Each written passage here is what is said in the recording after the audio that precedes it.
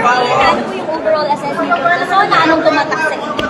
Well, yung sa flood control, finally sinabi niya na makakasuhan yung former Speaker of the House. So kahit pinsan niya, sabi niya, masakit man na isipin, pero kailangan may mananagot. So, at saka I think yun ang inaantay ng mga kababayan natin na bakit ang daming binanggit ng mga kwan, pero yung pinsan mo hindi nakasuhan.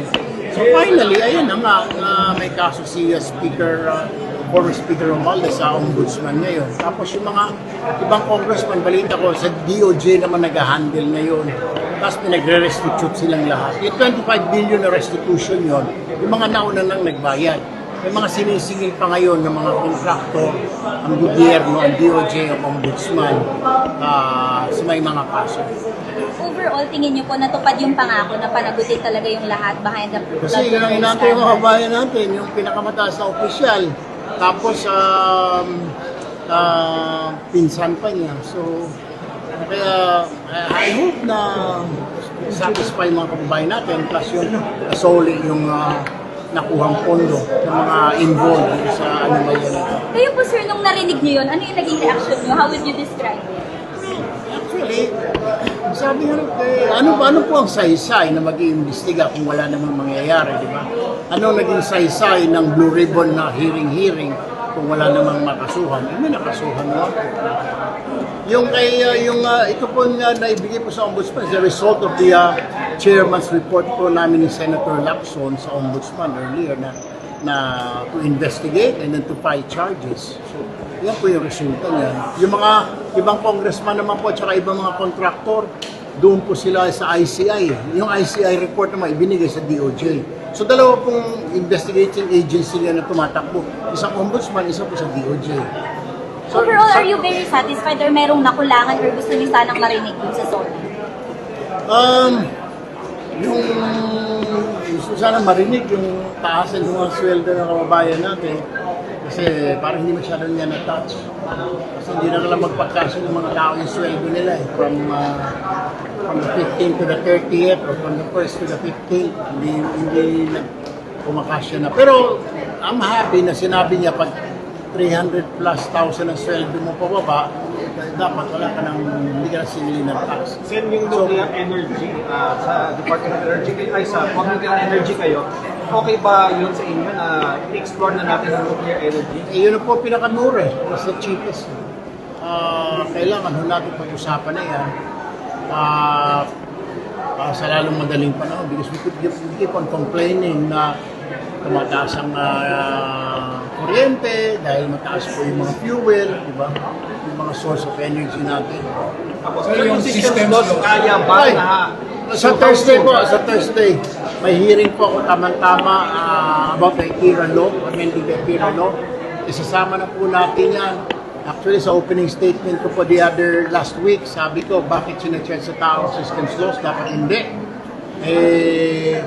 Kung kalugian nila, siya ka naman nakita negosyo, no? Kung na rin tindahan, nabulok yung kanyang paninda, bakit mo i-charge sa customer? Dapat hindi, di ba? I think that's wrong. So, may gray area yung ERA law na ito, may butas yung batas na ito. Kailangan ho natin tapalan, ayusin.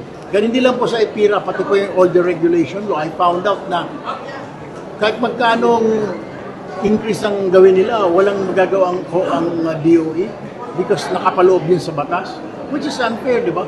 Kung yung mga sardinas, yung mga pagkain, pag tumaas, yung mga retailer, they can only raise the price so much.